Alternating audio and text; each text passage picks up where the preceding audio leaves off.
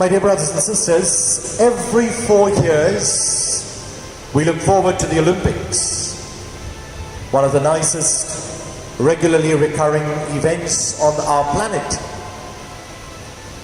Athletes from all over the world compete positively, including those from countries that otherwise seem to be having difficulties with each other. Moreover, in these Olympics, we get to see many sports that we never hear about otherwise. For instance, the hurdles. And those who run the hurdles have to do it faster than anyone else without a single stumble. If a hurdler does stumble, it usually is because of some small misstep which gets him off balance when it is time to make the next jump. In today's Gospel, we have a very peculiar interaction between Jesus and Peter. In the immediately preceding verses, Jesus has just declared that Peter is the rock on which he will build his church. And now he calls him Satan and accuses him of trying to make him trip and fall. What gives? The problem is that Peter is okay with believing that Jesus is the Messiah, the Son of the living God, but just he cannot handle the thought of Jesus' death. But this, of course, is the course that Jesus is to go on. And so Peter's opposition to the cross is not one bit helpful. Indeed, his concern for Jesus' physical well-being becomes an obstacle, it becomes a temptation, it becomes a hurdle. Earlier, my dear brothers and sisters, Satan attempted Jesus in the desert. And at that time, he refused to use his miraculous powers to relieve his hunger, or to impress believers, or to take a shortcut to establishing his kingdom. And now Peter tempts Jesus as he begins to face the cross. And here we can find Jesus stepping over this trip hazard of Peter's misplaced concern. He will go to the cross. Every one of us, my dear friends, have our own hurdles in this life, some of which maybe are much harder than any run by an Olympic athlete. But it is the trip hazards that are the bigger threat. Far more people mess up their knees by tripping on the stairs than by ever doing anything stumbling over hurdles in a track event.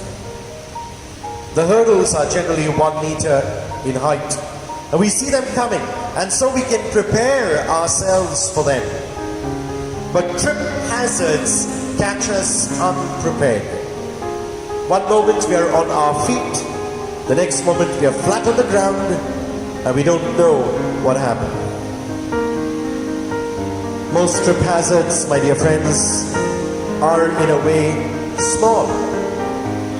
That's why they're so dangerous. Naturally, Peter didn't want Jesus to suffer. We could find fault with that. But if that was God's will, if that was the price of our salvation, then to push for anything else was a trip hazard. Naturally, none of us wants any one of our beloved ones to suffer. Who can find fault with that? But God's plan for that loved one may be beyond our capacity to even understand it. The cross they have to bear may be what saves their soul. A priest was once sharing with me about a parishioner who came to faith as a result of being arrested. His whole world had come crashing down, and in his despair, he had turned to his wife's Catholic religion for comfort. He attended the RCIA, the Rite of Christian Initiation of Adults, while in this case, he was awaiting trial. And later, that particular priest received him into the church in prison itself. He eventually got a 10-year sentence. And one day he said something to that priest, but that priest told me he would never forget for life. That man told him, "This is the most horrible thing I've ever had to go through. But you know, if I had not been arrested, I may never have come to faith. And if this is the price of salvation, then I guess it's worth it." And that's what Jesus is telling us, my dear brothers and sisters. The cross is the price of our salvation. Jesus' cross, of course, but also the crosses that we have to bear, no matter what size they come in. So what really is the cross in your life at this point of time? What hurdles do you face? What are some of the obstacles that prevent you from placing your complete faith and trust in the Lord? What are some of those objectionable things that you have with Jesus at the moment? What are some of those excuses that we are constantly making to tell the Lord, "Can I defer following you completely? Just give me some more time." The cross, when embraced with love and trust that God knows what He's doing, changes us, and through us can touch the hearts and can even open the minds of others as well. In this way, my dear friends, it will become salvific for you and for those who know you. Jesus implies that every person bears a cross, and it is a serious trip hazard to deny it, to pretend that it isn't there. The issue is what we do with it.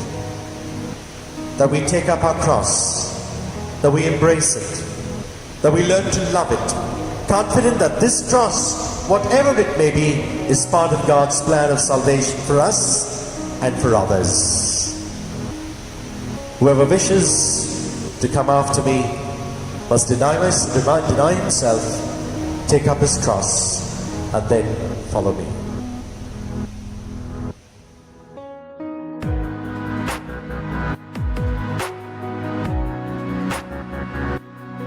God bless, and do have a Jesus-filled day.